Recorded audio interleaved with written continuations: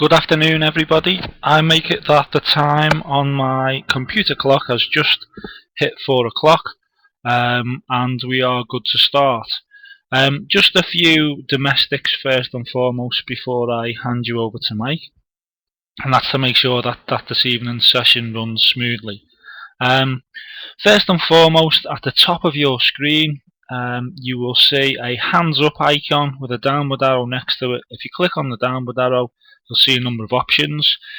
Just to make sure that you can all hear us loud and clear first and foremost, if you could just change your status to the green tick agree button, please.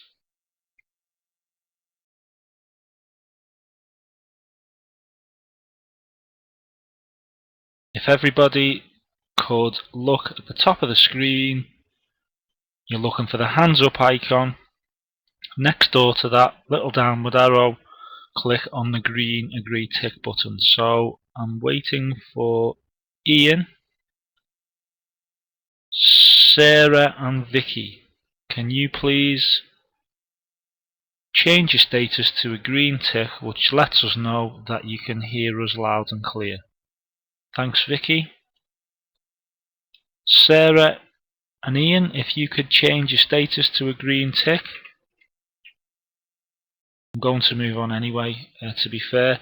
Now, thanks guys. If you could now clear your status by clicking on that downward arrow next to the hands up icon, and at the bottom you'll see a red cross and it says clear status. If you just clear your status and the green tick will go away. And could I just ask Ben, you signed in twice, so you may want to sign out of one of your sessions, close one of your windows down. You will be able to log in again, no problem. And Ian, you're also logged in twice at the moment.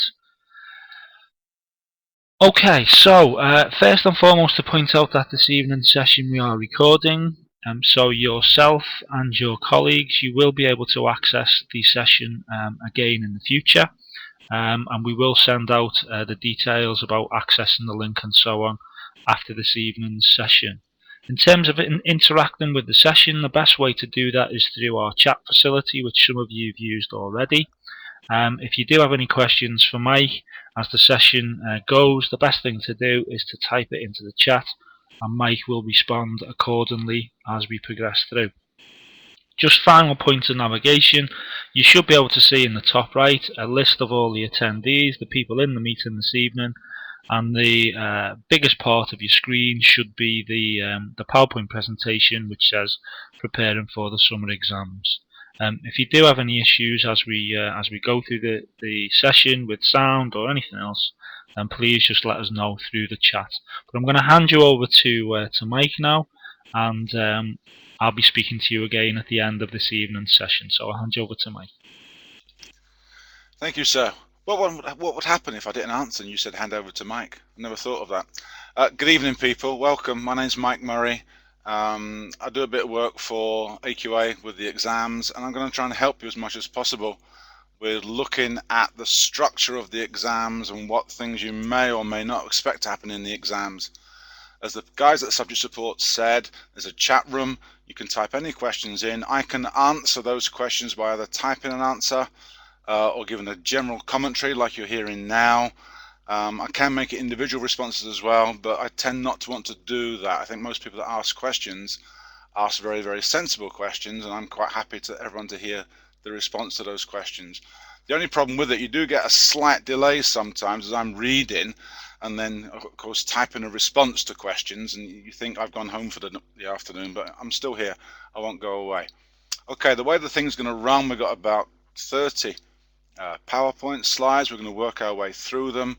It's designed to last round about some time. Don't know where we're going to finish. We'll have a break halfway through.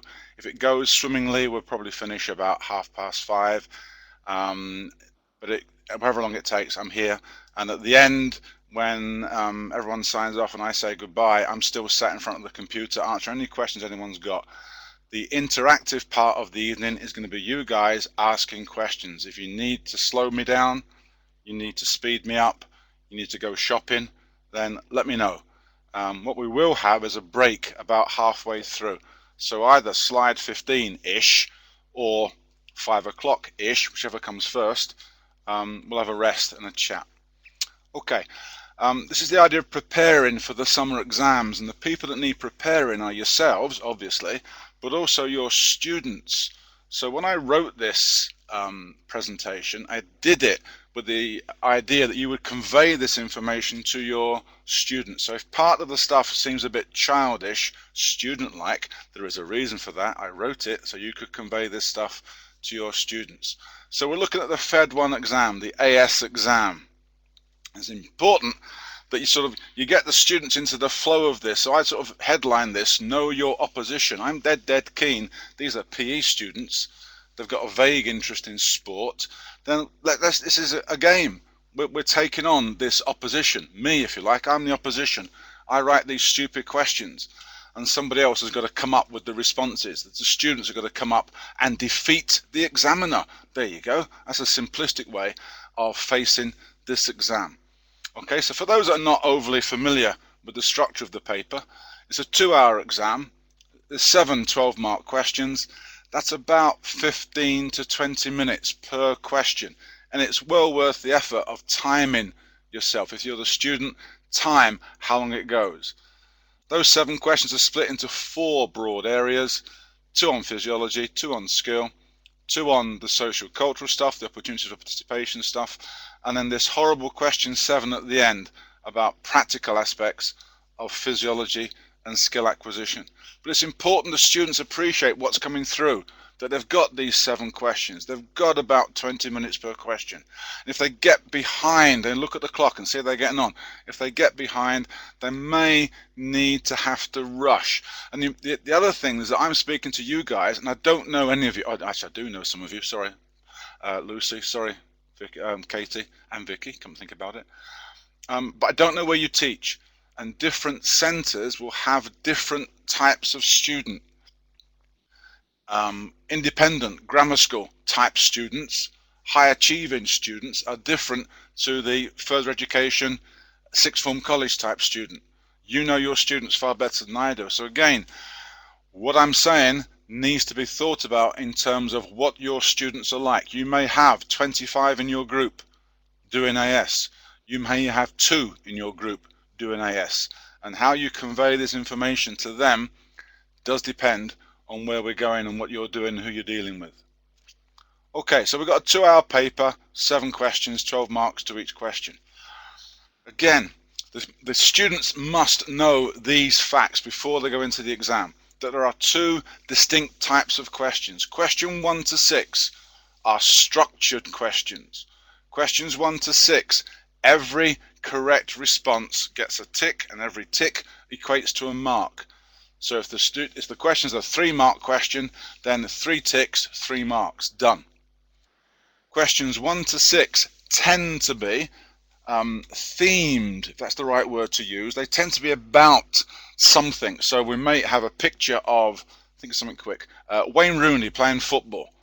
And then the whole of that one question is about Rooney and or football or football players in general. There may be a picture of someone, Usain Bolt, sprinting 100 meters. Then the whole question's about 100-meter sprinting and people like Usain Bolt. They're not specifically about Usain Bolt, where he was born, where he lives, obviously, but it's that sort of like a theme that spreads through the question. These structured questions, questions 1 to 6, as it says on the screen, tend to be about what is this topic area, how does this topic area work in the human body, possibly about how this topic area may affect performance, and then maybe how can we improve this thing. So for example, from physiology, you might get a question on someone throwing a javelin. So the question may be, okay, here's a javelin being thrown, name the muscles, the joint type, the type of movement, etc. The what is it type question. How does it work? Maybe a question about the lever system. How does the lever system work? How does having long levers benefit a javelin thrower? Type of question. How does it affect performance? How could we train to improve this idea? Same sort of thing with skill. What is selective attention? How does it work? How can you improve selective attention? That sort of question. I've got a question from the guys from Boston Spa. As far as I know, as soon as this finishes, the PowerPoints are available.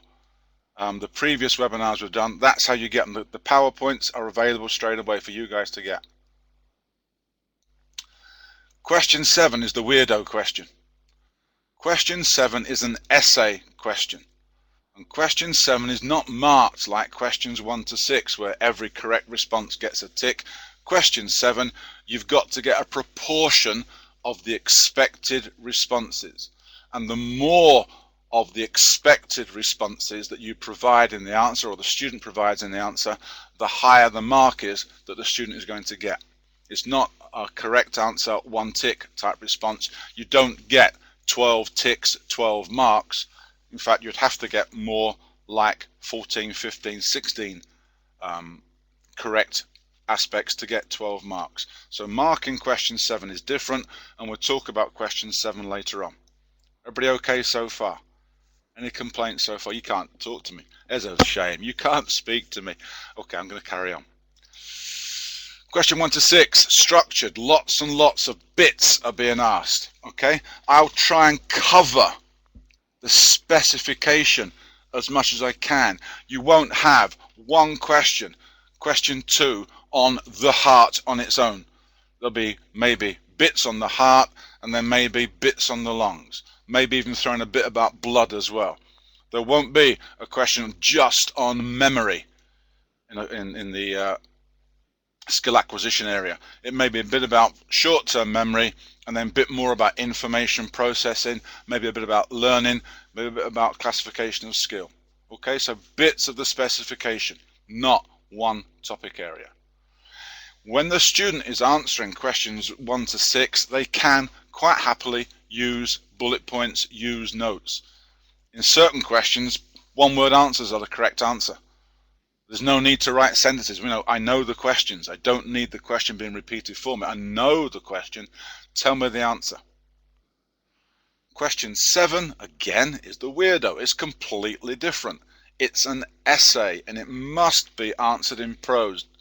Don't let your students use bullet points for the answer. Their marks get really ripped apart if they try and use bullet points. Now, while we're here, just thinking as an aside to that, that gives the student a time problem. Leaving question 7 till last may present them with a time problem.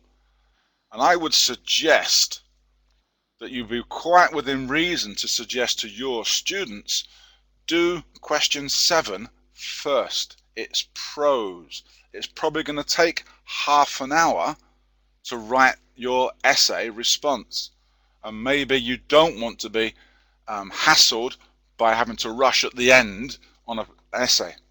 Maybe it's a good idea, hit question 7 first. Doesn't matter to the examiner gets separated questions, so it doesn't bother them at all.